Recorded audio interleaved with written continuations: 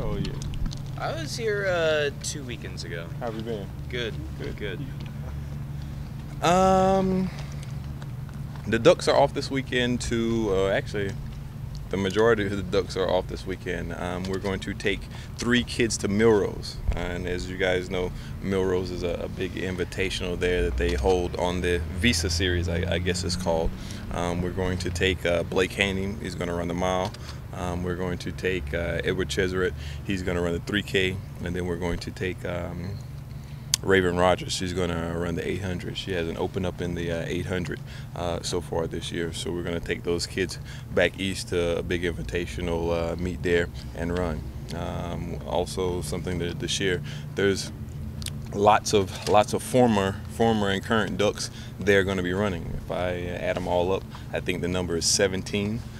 Either former or current Ducks they are running in New York. And plus we get a chance to go to the Big Apple in the big media capital of the world with track and field and display, the Big O there. So an exciting time and an exciting thing for our athletes, as well as in order for us to be able to go, you have to get an invitation. This is probably a big deal for indoor track, is for those kids to receive an invitation to go and run there, which is always special. So we're going to go back east and do that. And that'll wrap up the weekend. Of course, if you look back at last weekend, successful weekend for Oregon. Lots of good things that happened up in Seattle at the Husky meet. Greg Metcalf, the director of track and field there at Washington, does a good job in putting on that meet, and lots of good performances there. As well as on the other side of that, the sprinters and jumpers went to Albuquerque. Joe Franklin, the director of track and field at New Mexico, also puts on a good meet there. And there's an opportunity for us to go there. And out of that weekend, we got 3 school records, which is always a plus. I think you heard me say the same thing a week ago. Whenever you notch your name in a school record here at such a storied program, is always a special thing. And those were Sasha Wallace in the hurdles, Sasha Wallace again in the women's triple jump, and then last but not least, Nate Moore in the men's triple jump. So as you can see, we're trending in the right direction. Going to this meet for those kids to get a qualifier, and then we'll go up to MPSF the last weekend in February before we round out and start the NCAA championships in the second week of March. The Millrose invitations, is there one of them you were most proud of, or pleasant surprise, anything like that? Well, the last time I went, English Gardner won the 60-meter dash. So, any of these 3 kids that you were most pleased to see get to perform on that stage? Yeah, you know, it's a chance for Edward to get a chance to go back home. There, he's from that New Jersey, New York area. So for him to go to Central Catholic and see his people there is, I'm sure, it'll be special for him. You know, he did at one point in time hold the high school national record, which is recently broke by incoming Duck, which is always special to continue to keep that in the family. So for him to get a chance to go back home is special. Coach Powell is going as well. You know, he was the Armory or the Millrose mile record, not the record, but the mile champion in maybe '98. I want to say he won the mile there. So all good stuff. Were you there when Edward had his big year? I think it was 2011. Yeah, that was the exact year that we were there. I got a chance to watch that. What were your memories from that day? Electric.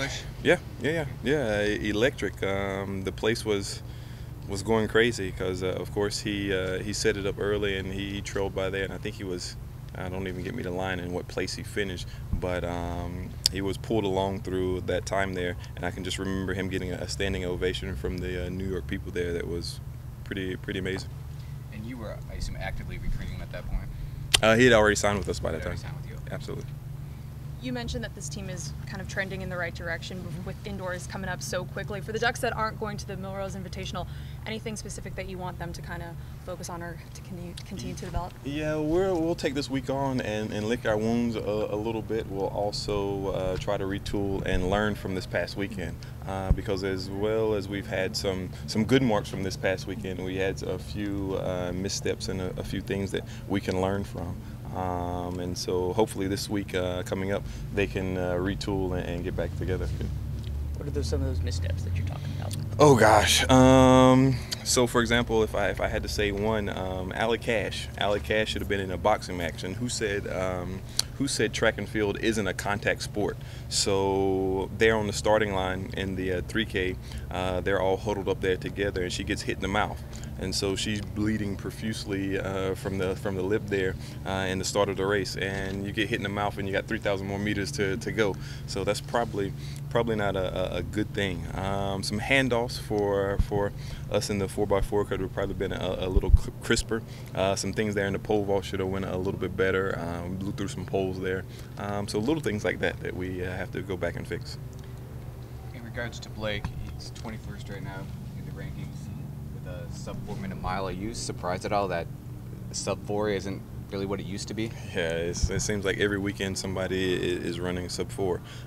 We had Sam Prakel, who all of a sudden showed up and ran 3:57, which is a huge time, and we happen to own a few of those sub 4s this year. So it's definitely used to be like the holy grail of distance running in the mile there to break 4 minutes, and it seems like there's more and more people doing it each and every year. Why is that? Bigger and better, faster, stronger. The things that go on today, better equipment, better tracks, all those things, better mamas and daddies, I'm assuming better gene pool, all those things play into the better athletes. In a league race like the one that Blake's going to be in this weekend, does that kind of set him up, though, for to improve that score? Yeah, that's that probably one of the reasons why we're going there, because he broke 4 early on in Arkansas and ran 3:59.10 or something like that. So opportunity for him to go and kind of secure his place, because I think he's a lot lower on the list, because they only take the top 16 there to indoors nationals. So if he can run a smidgen faster than that to kind of secure his spot, that'd be awesome. Devin Allen continuing to come back from an injury, and how has he looked on the track for you, and how is he progressing? Progressing fine. Of course, he's still doing the combo there. There's some football requirements that he has there, and of course, Mark Helfrich and Jimmy Radcliffe, who kind of coordinates those things, have been phenomenal. So on track, I got a mark now that we think that's going to get him into that top 16 that I just mentioned. So it's just a matter of continuing to clean up and sharpen and be fresh come middle of March. He was known as such a strong closer, strong finisher that first year. Does the shorter 60-meter hurdles, does that force him to kind of clean up his start a little bit more to be good at that? Absolutely. You're spot on when you say he's a better closer than he is a starter. So indoors forces you to be more efficient over those first 5 hurdles.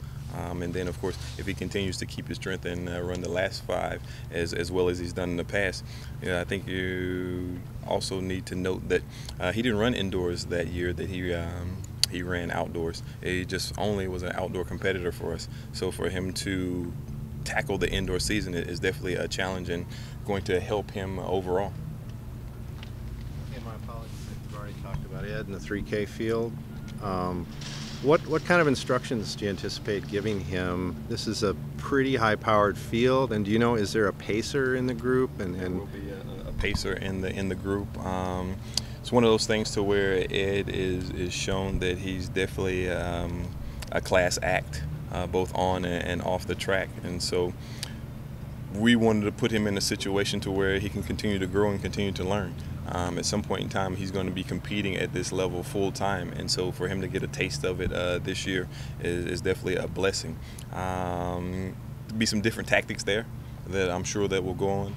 He's probably racing up against some world champions or world medalists or world finalists, as well as Olympic medalists and Olympic finalists there. I haven't exactly seen the field, but it's Millrose, and they attract the cream of the crop there. So for him to be in that field, it definitely is going to be a learning experience and a challenge. We want to have the opportunity for him to go out there and get a qualifier, as well as, he's already got a qualifier in the mile, which we expect him to do later on in March. Do you know who the pacer is? I do not. I think a lot of people are really excited to see him in a field like that, where he maybe will cut loose a little bit. Yeah, those are always good things. I think, unless somebody's run something faster now, he has the world lead in the 5K at 13:35. So he's definitely a special individual. Let's go. Thanks, Coach. Thank you.